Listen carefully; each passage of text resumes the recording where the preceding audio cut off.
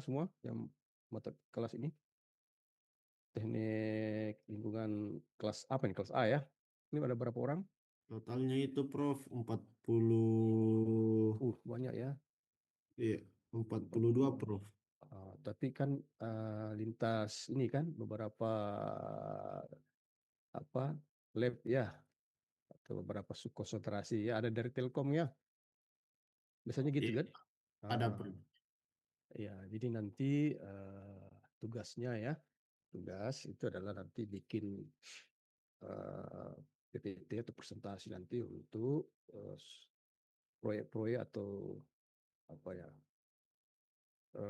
kalau seperti kayak yang di backgroundnya di power system ya, misalnya pembangunan PLTA atau PLTU ya, nanti itu dampaknya apa, dampak positifnya apa, kemudian dampak negatifnya apa dari pembangunan itu, dari proyek itu, ya. Kemudian nanti kalau ada dampak negatifnya, bagaimana treatmentnya untuk meminimalkan dampak itu, ya. Jadi itu mungkin, jadi nanti tergantung bidangnya, tergantung konsentrasinya ya. Kalau yang Telkom mungkin cari nih bidang-bidang proyek-proyek di Telkom yang punya dampak terhadap lingkungan ya, misalnya pembangunan apa BTS ya, terus yang dari Kendali misalnya apa tentang baterai misalnya atau apalah ya. Silakan, jadi nanti kelompoknya itu dibedakan berdasarkan eh, bidangnya masing-masing ya. Backgroundnya misalnya di power system ya orang-orang, nanti kalau teman-teman kelompoknya orang-orang power system ya, mesin tenaga gitu kan. Kalau yang di Telkom ya orang Telkom, mungkin bisa diatur sama ketua kelas itu ya. Siapa ketua kelasnya?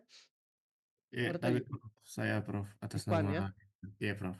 Oke, jadi Ikhwan nanti atur eh, jumlah kelompoknya ada 40 orang ya. Tapi kan saya belum tahu berapa setiap ini konsentrasi ya. Cuma mediano nanti. Kalau bisa maksimal 5 kelompok, 5 orang lah satu kelompok ya. Idealnya ya 5 atau 6 ya. Iya Prof. Oke. Nah, oke, untuk pertemuan pertama saya kasih dulu pengantar ini ya. Ada materi.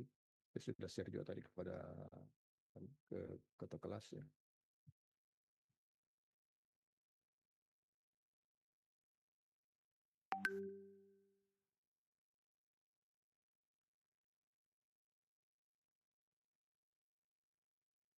Oke, jadi ini belum muncul ya.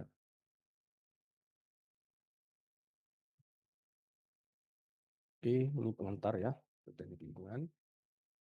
Sebenarnya ada buku ya. Kalau Anda mau lebih mendalami di teknik lingkungan ini, silakan di browsing bukunya nanti ya. Ah, Kemudian ini sebenarnya teknik lingkungan ini adalah aplikasi ya dari beberapa. Kalau kita bicara tentang teknik lingkungan nanti itu akan banyak ilmu sebenarnya. Ya, apalagi kalau kita mau terjun nanti ke apa analisis dampak ya, AMDAL misalkan ya, membuat kajian tentang dampak lingkungan ya, itu akan melibatkan banyak eh, keilmuan ya. Bukan cuma orang power system ya, karena misalkan ini pembangunan PLTB ya di Sidrap itu, kemarin kita ikut ya untuk studi lingkungannya, amdalnya ya. Itu nanti ada orang ya, orang power system kita nggak ada ya, ada orang kimia, apa namanya, bidang-bidang lain lah ya, biologi, banyak, dari tergantung nanti dampak-dampak yang kira-kira ditimbulkan, orang sosialnya juga di situ bagaimana pengaruhnya terhadap sosial ekonomi di situ ya, apa dampak-dampaknya ya, itu harus dipikirkan itu ya. Misalkan juga seperti kayak di Morowali itu ya, pembangunan apa itu smelter ya. Bagaimana misalkan kalau ada tenaga kerja asing dari luar, bagaimana di situ dampaknya kalau ada konflik ya, terus diadukan, dipetakan dan dicari solusi ya. Apakah ada akan menimbulkan kerawanan sosial misalkan ya. Nah, dan ini tadi poin pertama bahwa teknik lingkungan itu sebenarnya aplikasi ilmiah. Jadi ini bidang ilmiah sebenarnya bisa kita jelaskan ya, dengan pendekatan dari berbagai perspektif keilmuan ya. Untuk bidang ini ada untuk melindungi kesehatan manusia dan ekosistem. Jadi fokusnya teknik lingkungan itu bagaimana manusia ya sebagai apa ya, yang pengendali dari proyek itu ya dan lingkungan tetap dalam kondisi aman ya. Uh, Kemudian ini definisi teknik ya. Apa itu teknik? Ya, teknik adalah aplikasi dari prinsip-prinsip ilmiah dasar untuk pembangunan atau penerapan rekayasa yang dibutuhkan untuk memenuhi kebutuhan manusia. Jadi kenapa disebut teknik lingkungan? Karena nanti di situ ada rekayasa ya, ada treatment tertentu. Katakanlah nanti ada dampaknya. Bagaimana kita meminimalkan dampak itu dengan teknologi ya. Oke, ini kalau bidang fokusnya teknik lingkungan itu ada banyak ya. Ada masalah air bersih ya, dan air limbah, kemudian bagaimana pengelolaan lingkungan, ya, pengelolaan air tanah ya, dan seterusnya. Jadi ada banyak apa namanya fokus dari teknik lingkungan. Intinya bahwa bagaimana ekosistem itu bisa terjaga ya, lingkungan itu bisa tidak rusak ya akibat kemarin di anu itu di PT Vale ada limbah juga itu ya mencemari sungai ya. Itu juga jadi isu kemarin itu ya. Tapi saya lihat Vale serius dia ya. Jadi mereka menambang dengan konsep green mining ya. Jadi penambangan yang sudah ramah lingkungan. Kemarin saya sempat ke Vale mengantar mahasiswa ITH ya untuk kunjungan industri. Jadi orang Vale menjelaskan bahwa konsep mining mereka itu sudah green. Sebelum mereka melakukan eksplorasi di katakanlah ada mau mengambil materi nikel ya, menggali nikel, mengebor ya, menambang itu, dia foto dulu itu gunung katakanlah ya, bukit atau lahan itu yang mau dikelola ya. Dia foto dulu itu biotanya pohon-pohonnya semua ya. Dia spesifikasi apa pohon apa, dia foto semua itu jenis-jenisnya pohonnya ya. Kemudian dia mulai pelan-pelan ambil kan, diangkut, kemudian digali lah ya, proses digali, diambil. Nanti ketika sudah habis ya, lahan itu ditimbun kembali dan ditanami. Ini yang menarik, ditanami persis mengikuti flora yang ada yang sebelumnya. Jadi mereka ada memang sana bagian untuk membibitkan pohon-pohon itu yang ada di sana ya. Ada bagian itu jadi pohon apa nanti ditanam lagi sesuai dengan awalnya. Dan bahkan tumbuh nanti mirip dengan kondisi awalnya. Artinya bahwa mereka itu betul-betul menambang tidak sembarang ya. Betul-betul memperhatikan lingkungan. Bahkan dia berusaha seperti sama dengan lingkungan aslinya awalnya ya. Itu yang menarik itu di sana. Tapi kalau saya lihat di Morowali beda. Betul-betul ada teman dari sana itu memang rusak alam di sana karena ya mungkin nafsunya aja mengambil kekayaan sumber daya alam itu tanpa memperhatikan lingkungan. Kalau Vale saya jempol ya, bagus memang Vale ya. Agak profesional ya menjaga alam. Oke, ini banyak fokus-fokusnya ya. Jadi lanjut aja. Jadi mengapa isu lingkungan ini sangat sangat hot ya? Kenapa? Karena yang terkait misalnya perubahan iklim. Jadi bumi sekarang ini mengalami perubahan ya, terutama akibat pemanasan ya, dan itu akan menyebabkan suhu bumi naik, es di kutub utara mencair dan permukaan air akan naik ya. Nah, ini yang menjadi tantangan kita ke depan.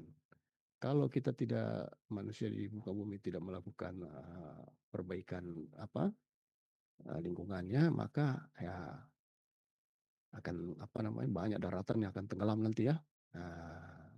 Kota-kota banyak tenggelam dan itu menimbulkan dampak bagi manusia ya. Nah, pasti harus ada terobosan itu ya.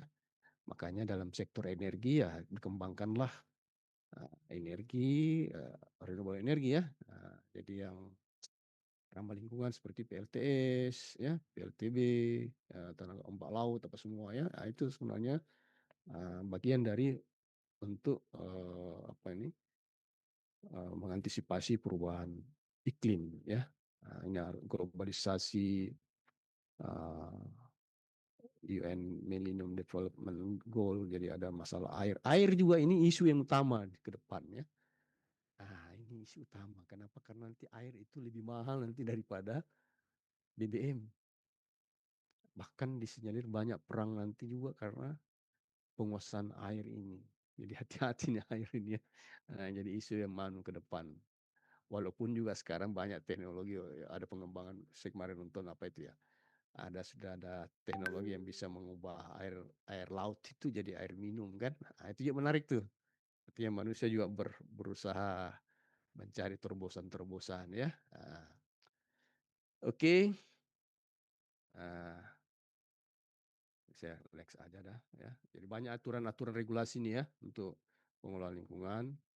Kalau Anda tertarik nanti untuk menggeluti bidang ini ya, silakan nanti ikut di LP2M ya. Pak Yusran, Prof Yusran di sana itu juga ya. Jadi beliau untuk apa AMDAL AMDAL ya. Ada pelatihannya dulu, kita harus ikut dulu trainingnya, ada course-nya itu ya.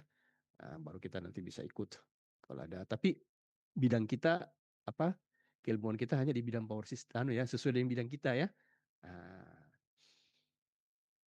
Kajiannya misalkan kalau kita di orang elektro harus kuat, berarti kalau pembangunan SUTET ya, SUTT, itu nanti mungkin dampak dari medan magnetnya itu kan, medan listriknya ya, bagaimana, apakah sudah aman ya, itu yang aja yang perlu kita nanti mungkin turun sebagai tim untuk mensosialisasikan ke masyarakat bagaimana dampak dari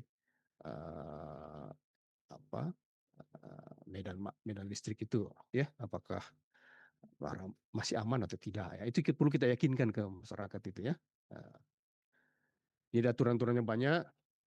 Yang jelas bahwa ketika kita masuk ke sini nanti ke bidang lingkungan ini akan banyak kita bertemu dengan bidang-bidang yang lain ya, pakar-pakar di bidang yang lain. Bukan pekerjaan sendiri nih ya. Kalau kita mau analisis lingkungan itu bukan satu ilmu saja, dia harus banyak ya kolaborasi dengan orang kimia, geologi, sipil, apa banyak sih ya, tergantung nanti proyeknya apa ya. Oke. Ini coba kita lihat ya. Jadi sebenarnya alam semesta ini Tuhan sudah ciptakan itu dengan sebuah apa ya, sistem yang sudah tertata baik ya, tanpa manusia sebenarnya, tanpa kehadiran kita manusia di muka bumi ini, alam itu sudah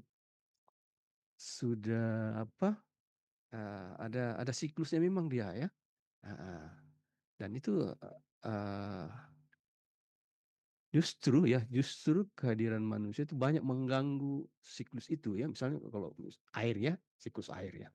Air kan itu dari laut ya, kemudian ada panas matahari yang karena disinari dia akan menguap ya, naik atau mengkondensasi terus menjadi awan-awan ya, ditiup angin, naiklah ke jatuh di daratan kan, daratan turun hujan, kemudian di gunung-gunung ini nanti apa namanya, ada yang tersimpan ya, kalau ada pohon-pohon kan, pohon juga itu menyimpan akarnya kan, batangnya apa semua itu menyimpan air ya.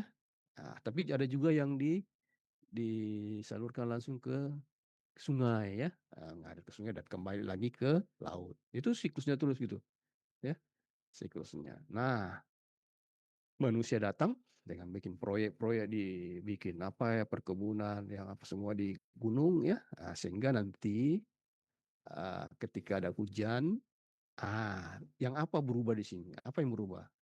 Tingkat filtrasinya ya. Jadi air yang tadinya ketika di sini pohonnya masih banyak, ini bisa terserap dengan baik ya. Tapi karena hutannya udah gundul, dia jadi ngalirnya ke ke sungai langsung kan. Dan ini bisa menjadi apa, longsor apa semua kan karena ini udah nggak mampu, nggak kuat ya karena nggak ada yang ikat ya. Nah, oke ya, kemudian itu nanti ada isu-isu tentang bagaimana di darat ini ada apa, eee, reservoir yang penting juga yang untuk menjaga air tanah ya, misalnya seperti isu di Jakarta ya. Itu yang juga penting itu. Kemudian bagaimana membuat, apa itu, sumur-sumur bor ya. Eee, oke ini coba kita lihat ini fakta ini bahwa banjir di Jakarta ya. Jadi, masalah utama di Jakarta itu adalah banjir. Cuman, ternyata dengan kemarin programnya siapa itu yang buat sumur-sumur itu juga ada pengaruh ya, ada pengaruh terhadap, eee, banjir ya. Jadi airnya bisa disalurkan kembali ke dalam, dibuatlah apa, sumur-sumur yang agak dalam itu kan. Nah ini siklusnya ya, siklus hujan tadi katakanlah ya. Ini efek rumah kaca jadi, apa, panas dari asap dari apa namanya, industri-industri ini yang kemudian nanti, bisa menghalangi, eee, membuat pantulannya, sehingga bumi jadi panas ya. Makanya nanti, terobosan-terobosannya itulah bagaimana supaya misalkan PLTU itu tetap operasi tapi, asapnya ini, apa namanya, gas-gas yang dibuang ini ndak mencemari gitu kan. Nanti dibikinkanlah filter atau apalah ya, ada teknologi memang untuk, cerobong itu ya, supaya ndak menimbulkan dampak terhadap, lingkungan. Oke, ini ada Paris Climate Agreement ya.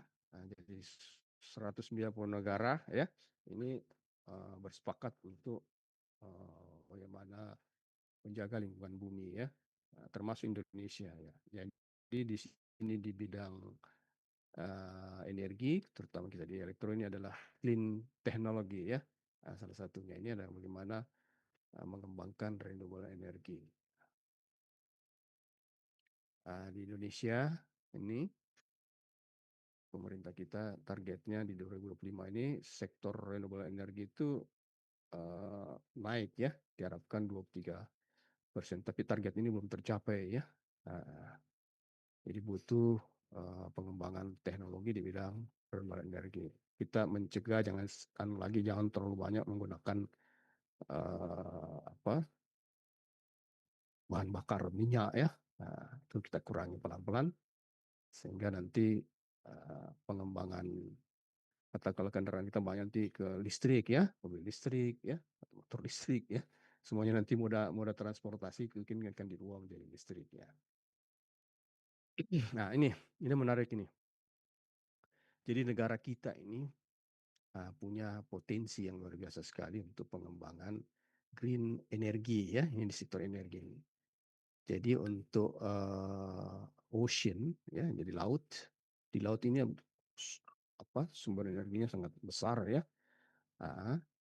Kita punya potensi itu sekitar 17,9 gigawatt, tapi yang sudah apa, dipasang atau sudah dihasil untuk mengkonversi itu belum ada gitu ya.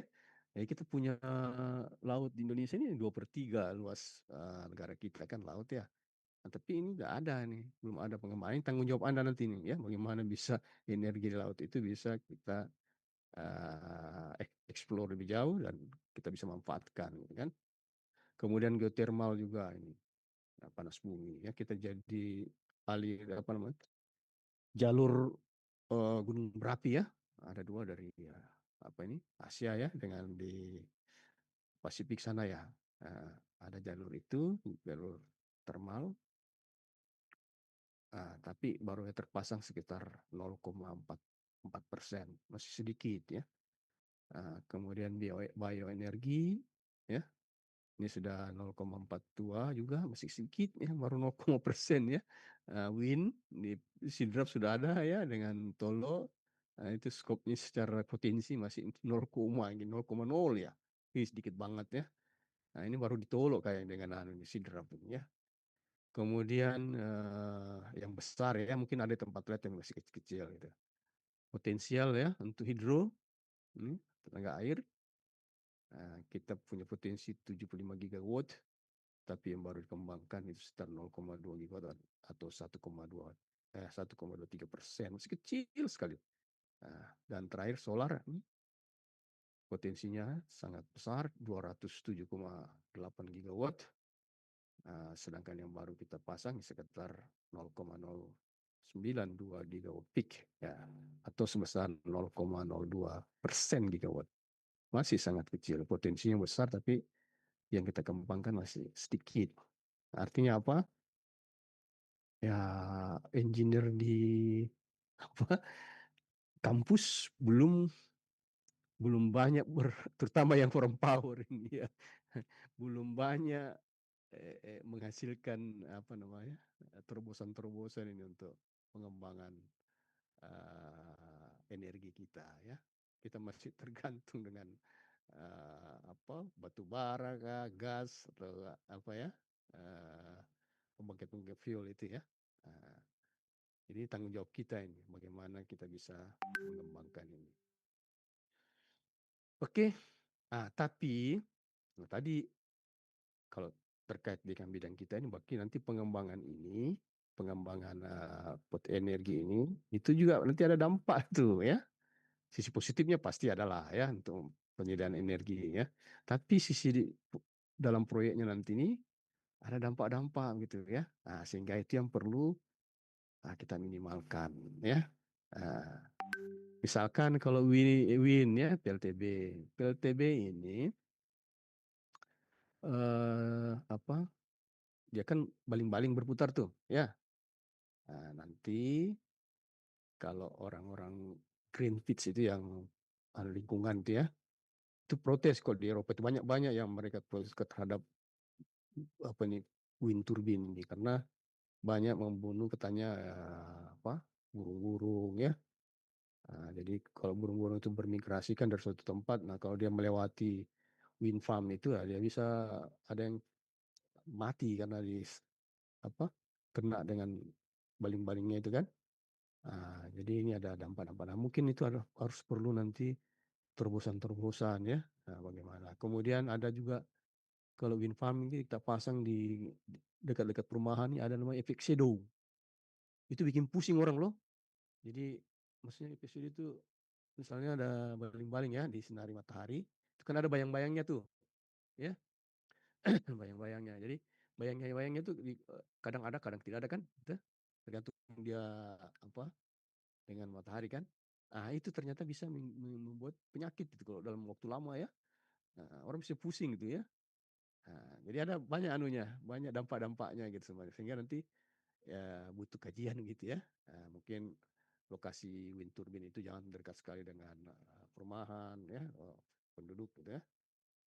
Atau ini juga ada suara ya, ada nanti noise, nah, itu juga perlu dipertimbangkan semua ya. Dan makanya butuh kita bidang ini teknik lingkungan kan, supaya kita bisa mengantisipasi ya, sehingga dampak-dampaknya itu bisa kita minimalkan ya.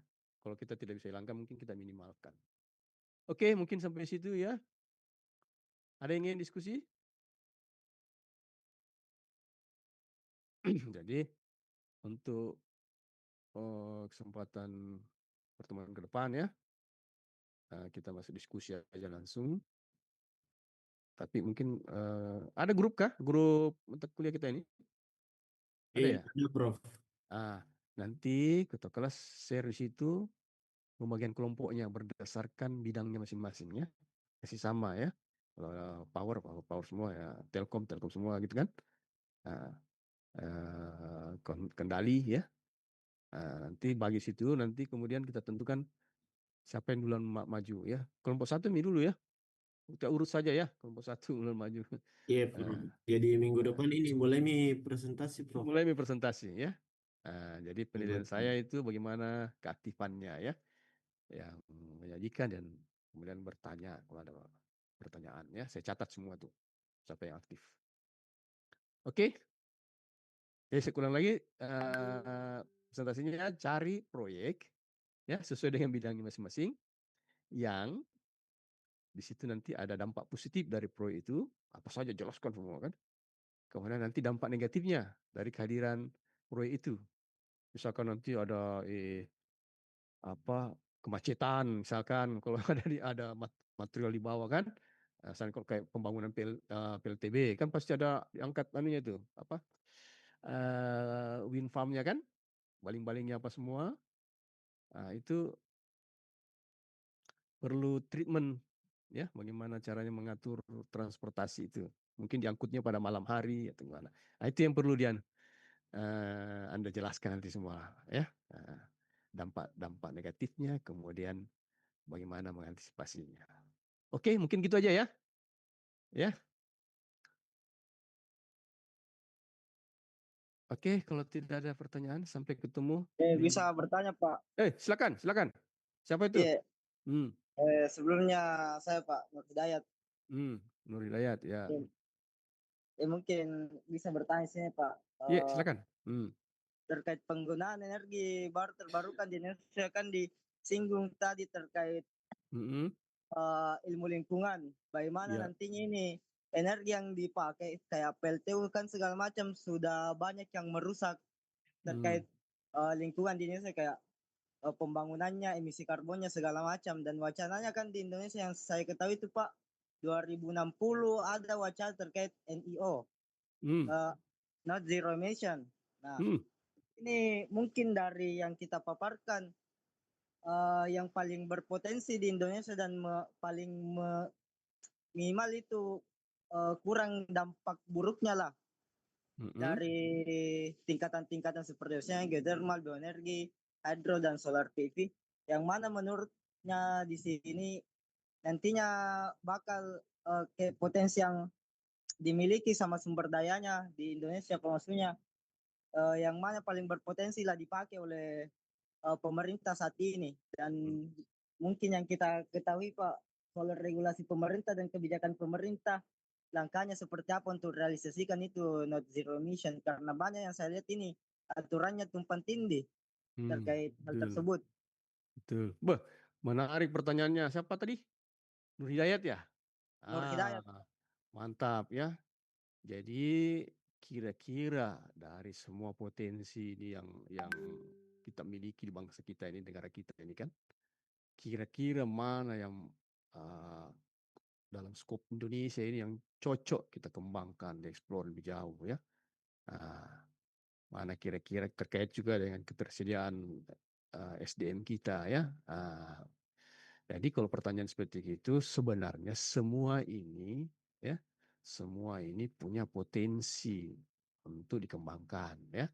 Kalau solar Indonesia ini kan khatulistiwa ya. Jadi dia matahari itu adalah ya.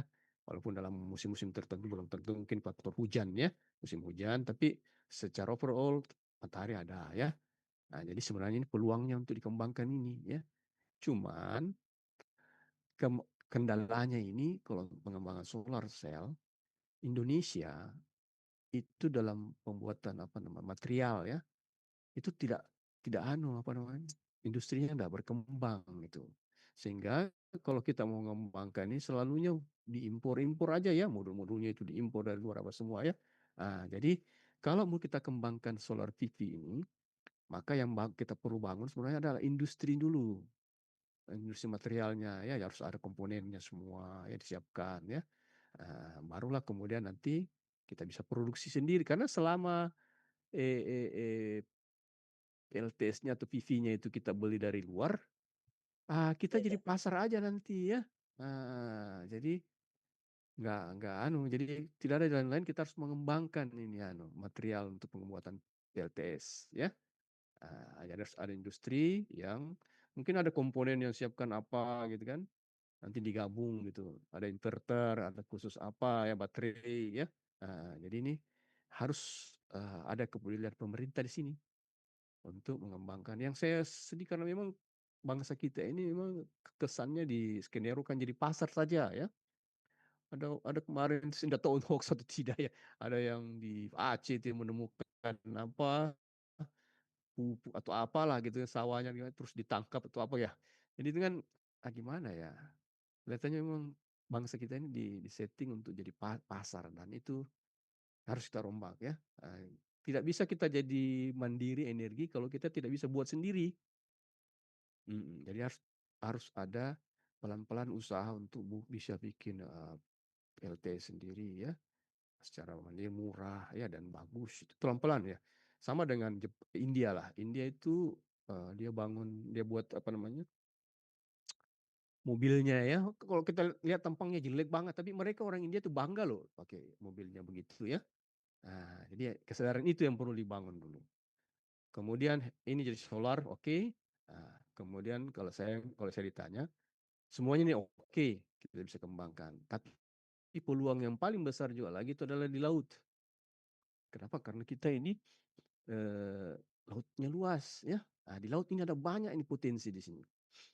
Apa yang potensinya? Pertama, gelombang laut. Jadi di permukaan itu tuh ombak itu kan begini. Nah, turun ke anak-anak itu potensi sebenarnya energi itu. Nah, kita tinggal bisa katakanlah pasang pelampung ya, pelampungnya nanti goyang-goyang gitu kan, naik turun nanti dikonversi jadi listrik ya, bisa model water column ya, digerakkan banyak sekali model untuk yang gelombang ini ya, gelombang di saja ini. Kemudian ada pasang surut, nah itu juga bisa juga ada itu. Kemudian ada arus laut ya di dalam apa namanya, ternyata ya perlu dipahami baik-baik. Laut itu seperti sungai ternyata. Jadi laut di bumi ini itu punya aliran gitu loh. Ternyata punya aliran gitu. Kalau alirannya itu polanya itu mulai dari Pasifik ya, masuk ke Indonesia di Maluku sana ya. Kemudian ada yang belok, ada yang masuk ke Sulawesi juga ya, dari Sulawesi Utara masuk di selat Sulawesi kan. Nah, nanti turun dia nanti keluar di Selat Bali ya. Terus ada juga yang dari apa namanya? Dari Ternate ya, turun ke bawah sampai nanti keluar di daerah-daerah NTT gitu kan. Nah, di situ keluar itu kencang tuh. Dia ngalir tuh. Kita tinggal pasang baling-baling tuh. Ya, jadi seperti seperti PLTB tapi kita pasangnya di laut gitu. Aliran air itu yang kita konversi menjadi listrik. Ya, banyak sebenarnya. Jadi laut ini yang kalau saya sih pengembangan ke laut yang saya recommended. Ya, cuman kan teknologi kita pengembangan keseriusan kita ini belum ada ya.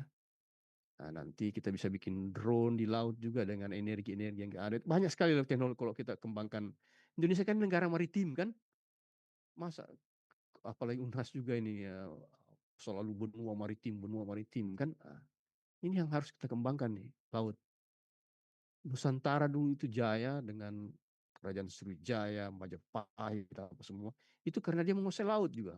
Ya, kuat armada perangnya ya, angkatan lautnya ya maksudnya ya. Dia bisa menjelajah jauh ya. Bahkan kalau kita orang Sulawesi Selatan kan ada Sauri Gading itu kan, kisah Lagaligo itu bahwa ya Lagaligo itu bisa sampai apa? Sauri Gading itu bisa berlayar jauh kan. Bahkan kalau dia kan ya sampai meminang apa putri Cina itu Liu Chudai ya. Oke. Oke, jadi pertanyaannya mana yang dikembangkan ya Vivi it's okay, semuanya oke ya. Nah, tapi kalau saya supaya karena ini memang belum ada ini laut ini belum ada yang mengembangkan dan ini banyak potensinya, banyak potensi di laut. Ada lagi juga kalau di laut tadi saya lupa otek ya, panas di permukaan laut dengan di bawah ya di dasar itu beda banget dan itu adalah potensi energi. Jadi suhu itu perbedaan suhu itu delta T ya. Nah, itu energi sebenarnya ini bisa menjadi sumber energi. Nanti aku coba cari ya. Ada penelitian di Australia. Ini Australia yang kembangkan dengan India ya, agak fokus mereka. Kita namanya solar pond. Solar pond. Nah, apa ini? Nah, ini seperti kayak tambak mereka itu kasih air garam ya. Nah, itu bisa menjadi pembangkit listrik. Hebat jadi.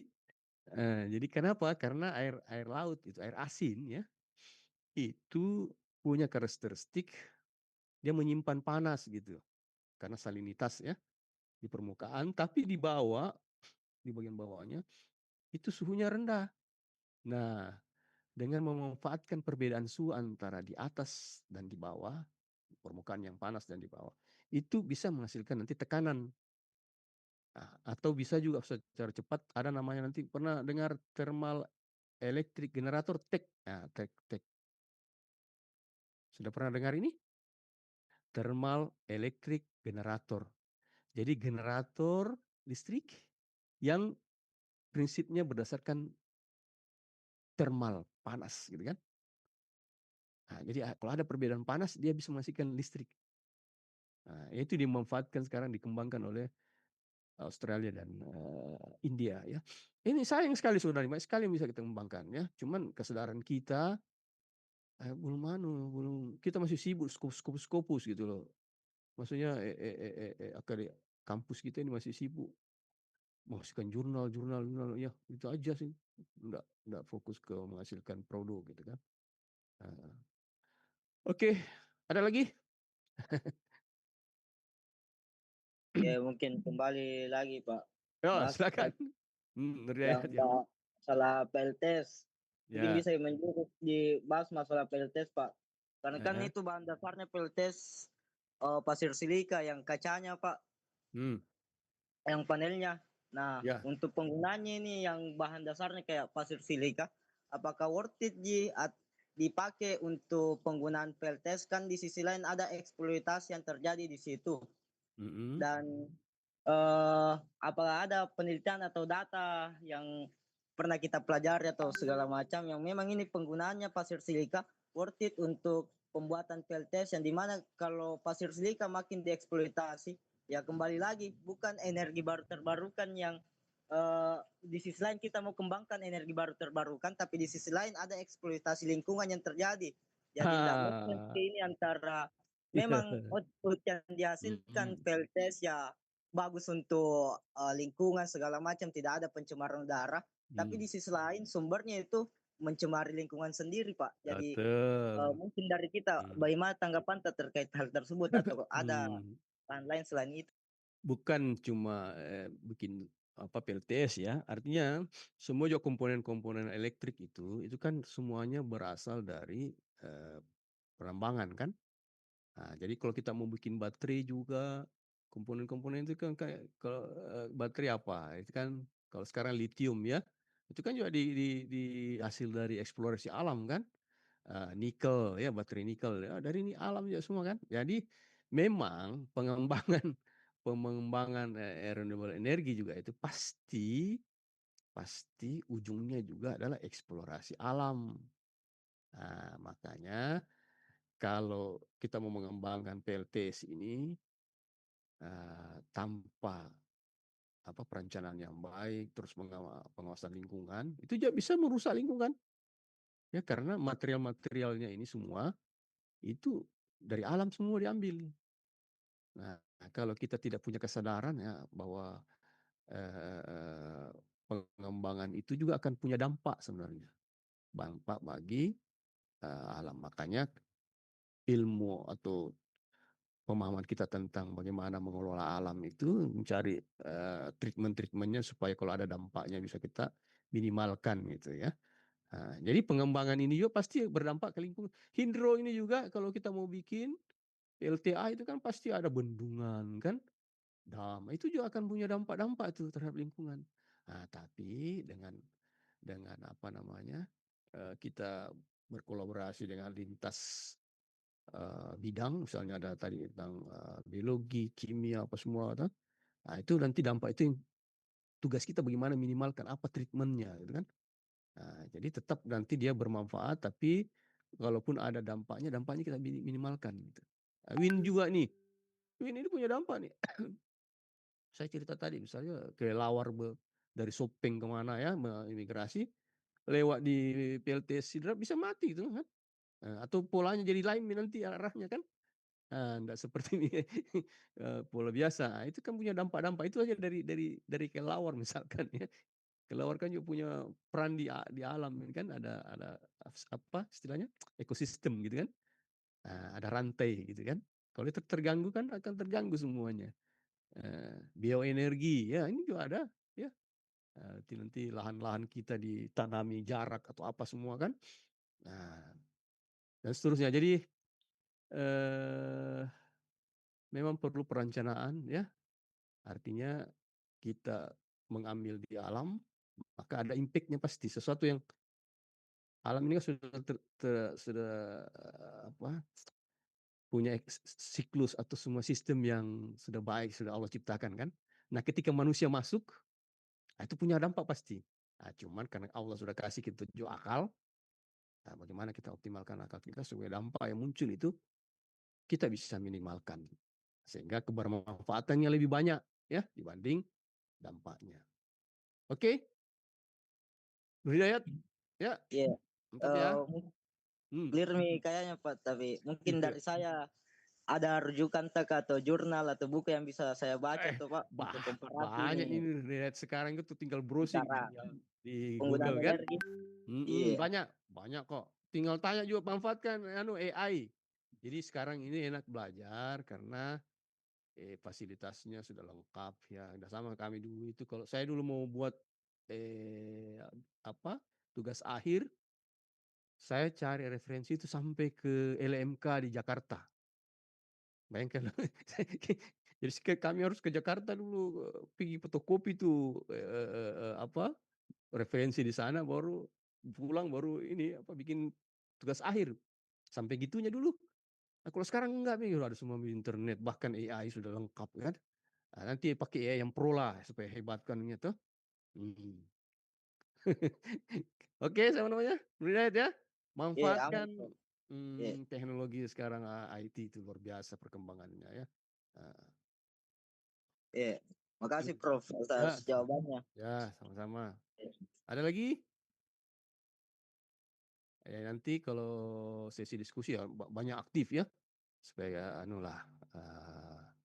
bisa dapatkan insight dari. Kalau saya suka kalau dengar bilang lain, misalnya nanti ada yang dari Telkom ya, apa kira-kira proyek di Telkom. Kalau Telkom apa nanti? Mungkin BTS dia apa dampaknya misalkan kalau pembangunan BTS kan?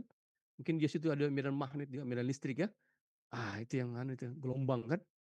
Itu yang perlu kita pelajari. Apa tuh? Punya dampak-dampak terhadap kesehatan misalkan ya. Oke.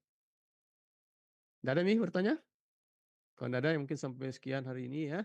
Sampai ketemu minggu depan untuk sesi diskusi dari kelompok 1. Ya, tanggung jawabnya ketua kelas yang membagi kelompok. Oke, ketua kelas. Aman ya? Aman Prof. Oke, ya. Izin live ya. Ya, Assalamualaikum warahmatullahi wabarakatuh. Waalaikumsalam. Terima kasih Prof. Ya.